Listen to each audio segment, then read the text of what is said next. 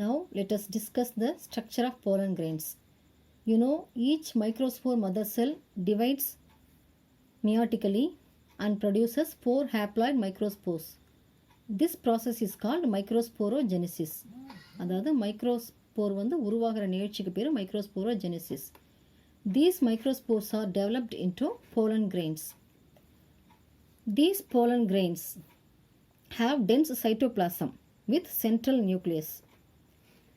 Each pollen grain has 2 wall layers, intine and exine.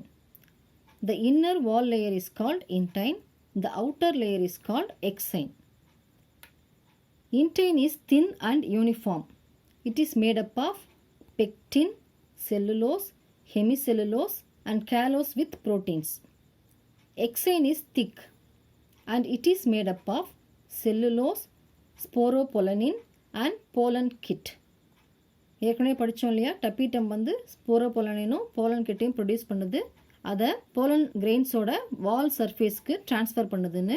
அந்த pollen sporopollenin and pollen kit are present in the exine. This exine is thin at certain areas. If these thin areas are small and round, it is called germ pore. அந்த thin areas சின்னதாக ரவுண்டாக இருந்துச்சுன்னா அந்த இடத்துக்கு பேர் germ pore.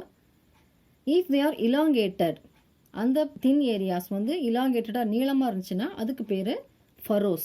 These thin areas are helpful in the germination of pollen grains. அதாவது இப்போ சீடெல்லாம் germinate ஆகுது இல்லையா, அதே மாதிரி போலன் கிரெயின்ஸும் ஜெர்மினேட் ஆகும். அந்த ஜெர்மினேட் ஆகிறதுக்கு ஹெல்ப்ஃபுல்லாக இருக்கிறது இந்த germ pore. இந்த germ pore வழியாக தான் அந்த ஜெர்மினேஷன் ப்ராசஸ் நடக்கும், germination of pollen grain. And sporopollenin are absent in germ pores. இந்த எக்ஸைனில் எல்லா ஏரியாலையும் ஸ்போரோபொலனின் இருக்கும், but they are absent in germ pores. The surface of exine may be smooth or rod shape or with small furrows or with punctuate. அதாவது புள்ளி புள்ளியாக இருக்கும், rod ஷேப்பில் இருக்கும், ஃபரோஸாக இருக்கும், ஸ்மூத்தாக இருக்கும், இது மாதிரி டிஃப்ரெண்ட் ஷேப்பில் இருக்கும். These structures are helpful for the identification and classification of plants. அதாவது இந்த பிளான்ட்ஸ் ஐடென்டிஃபை பண்ணணும்னா இந்த மைக்ரோஸ்போர்ஸ் எடுத்து நம்ம அதோட சர்ஃபேஸை பார்த்தோம்னாவே கண்டுபிடிச்சிக்கலாம் இது எந்த டைப் ஆஃப் பிளான்ட்ஸ்ன்னு சொல்லிட்டு. So it is very helpful in the identification of plants. The shape of the pollen grains also may vary from species to species. ஒவ்வொரு ஸ்பீஷிஸ்க்கும் இந்த ஷேப்பும் வேரி ஆகும், சர்ஃபேஸ் ஏரியாவும் வேரியாக இருக்கும், அதோட ஷேப்பும் வேரியாக இருக்கும். அதாவது இட் மே பி குளோபல், அந்த பால் இருக்குல்லையே அது மாதிரி ஷேப்பில் இருக்கலாம், இல்லாட்டி எலிப்சாய்டுனா ஓவல் ஷேப்பில் இருக்கலாம், இல்லாட்டி ஃபியூசிஃபார்ம் முள்ளங்கி இருக்கு இல்லையா அந்த மாதிரி ஷேப்பில், அந்த மாதிரி ஒரு ஒழுங்கற்ற ஒரு ஷேப்பில் இருக்கலாம், இல்லை லோபாக இருக்கும், இல்லை ஆங்குலர் ஷேப்பில் இருக்கும், இல்லை கிரெசன்ட் ஷேப் அதாவது பிறை நிலா இருக்கு இல்லையா அந்த மாதிரி ஷேப்பில் கூட இருக்கலாம். The size of pollen also vary. அதாவது சர்ஃபேஸ் ஏரியாவும் வேரி ஆகுது, ஷேப் வேரி ஆகுது, அப்புறம் size of the pollen grain.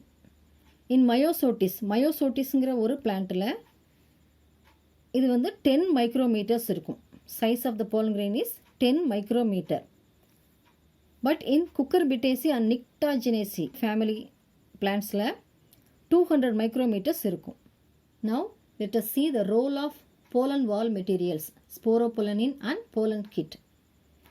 The sporopollenin is produced by cytoplasm of pollen grain and by tapetum.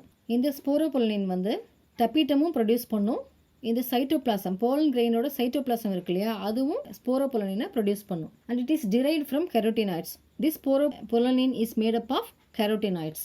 It gives yellow color to the pollen grain. It is resistant to physical and biological decomposition. That is high temperature, strong acid, alkali and enzyme action. இது மாதிரி எந்த ஒரு டிசாஸ்டர்ஸ்னாலையும் இதை அழிக்க முடியாது இந்த pollen கிரெயின்ஸை. அதுலேருந்து இதை காப்பாற்றுறது இந்த sporopollenin. It protects the pollen grains during its journey from anther to stigma and for longer period of time, that is for many years in fossil deposits. அதாவது இப்போ இந்த போலன் கிரெயின்ஸ் லிபரேட் ஆகி வெளியில் ஆந்தர்லேருந்து வெளியில் ஸ்டிக்மா மேலே போய் இது போய் படியுது இல்லையா அந்த ஸ்டேஜ் வரைக்கும், அதாவது லிபரேட் ஆகி ஸ்டிக்மாவில் போய் அது மேலே படிகிற வரைக்கும் அதை ப்ரொடெக்ட் பண்ணுறது இந்த ஸ்போரோபோலனின் தான்.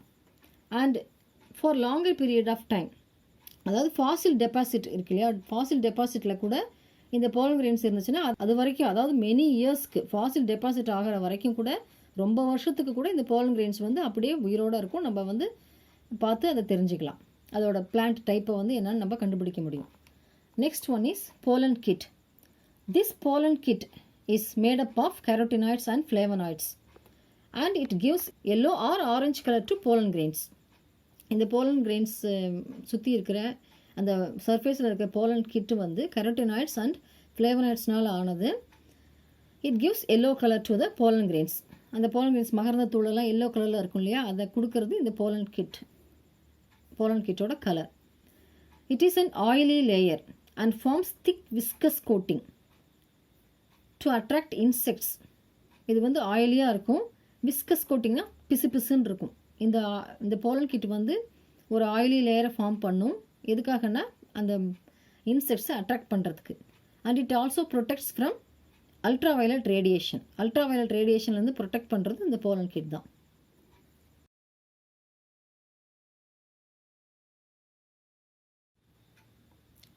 Now let us see the development of male gametophyte.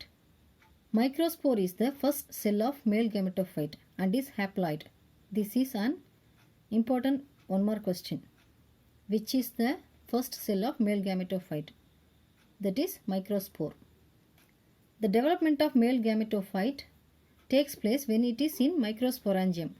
அதாவது மைக்ரோஸ்பொராஞ்சியமில் இருக்கும்போதே இந்த மேல் கேமெட் வந்து டெவலப் ஆயிரும். The nucleus of microspore divides into two. One is vegetative cell and the other one is generative cell. These two cells are separated by a wall. This wall divides the microspore into two unequal parts. The large part is called as vegetative cell and it is filled with reserve food for pollen grain. Most of the plants, that is 60% of angiosperms, liberate the pollen grains at this two-celled stage. இப்போ vegetative cell generative செல்லாக divide ஆகுது இல்லையா, இந்த ஸ்டேஜ்லேயே most of the plants will liberate the pollen grains. But in some plants, the generative cell is again divided into two to form two male gametes. இந்த generative செல் வந்து சில பிளான்ட்ஸில் மட்டும் இது பிரிஞ்சு ரெண்டு மேல் கேமெட்டை ப்ரொடியூஸ் பண்ணும்.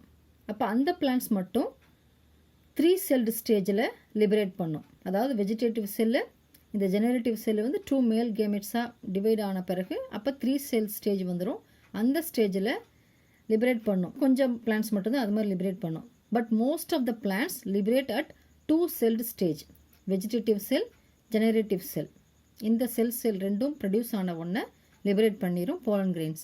And if it is liberated in 2-celled stage, further growth of male gametophyte occurs only after reaching the stigma or before reaching the embryo sac. இப்போ இந்த 2-celled ஸ்டேஜில் வந்து லிபரேட் ஆன பிறகு further growth வந்து எப்படி நடக்கும்னா, ஸ்டிக்மாவில் போய் இந்த pollen grains படிஞ்ச ஒன்று தான் இந்த further development நடக்கும். After reaching the stigma, the pollen grain absorbs moisture and swells. ஸ்டிக்மாவில் போய் இந்த pollen grains பட்ட உடனே அங்கே இருக்கிற மாய்ச்சரை வந்து அப்சார்ப் பண்ணிவிட்டு அது வந்து கொஞ்சம் அப்படியே பெருசாயிரும். The intine grows as pollen tube. இந்த intine இருக்கு இல்லையா, இது அப்படியே ஃபுல்லாக வெளியில் வந்து pollen tube ஃபார்ம் பண்ணிடும். இந்த pollen டியூப்பில் ஜெனரேட்டிவ் நியூக்ளியஸும் இந்த வெஜிடேட்டிவ் செல் இருக்கு இல்லையா, அதுவும் சேர்ந்து வெளியில் வந்துடும். The intine grows as pollen tube through germ pore. இந்த germ pore இருக்கு இல்லையா, இந்த germ poreல intine will be coming out. The generative cell divides into two male cells. இந்த generative cells இல்லையா, இந்த generative cell வந்து அந்த pollen tube ஃபார்ம் ஆன பிறகு அந்த எம்ப்ரியோ சாக் ரீச் பண்ணும்போது அது வழியிலேயே 2 மேல் கேமெட்ஸாக பிரிஞ்சிடும். ஸ்டிக்மாவில் பட்டு ஸ்டிக்மாவிலேருந்து ஸ்டைல் வழியாக ஓவரிக்கு உள்ளே போகும் இல்லையா, அந்த வழியில் இந்த ஜெனரேட்டிவ் செல் டிவைட் ஆகி 2 மேல் கேமெட்ஸை உருவாக்கும். அதாவது இந்த ஆஞ்சியோஸ்பம்ஸ் வந்து 2 செல்டு ஸ்டேஜில் லிபரேட் பண்ணுது இல்லையா pollen grains-ஐ, அது ஸ்டிக்மாவில் பட்டவுடனே மாய்ஸ்சரை அப்சார்ப் பண்ணி கொஞ்சம் அப்படியே அளவில் பெருசாயிரும். அப்போ இந்த இன்டைன் உள்ளேருந்து வெளியில் வந்து போலன் டியூபை ஃபார்ம் பண்ணும்.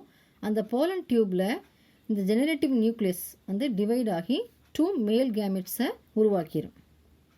Okay, this is the development of male gametophyte. Dear students, so far we have learnt about development of male reproductive part, androecium, in the following topics: development of anther, TS of mature anther, microspores and pollen grains, and development of male gametophyte. In the next class, we will see the development of female reproductive part, gynoecium. Thank you, children.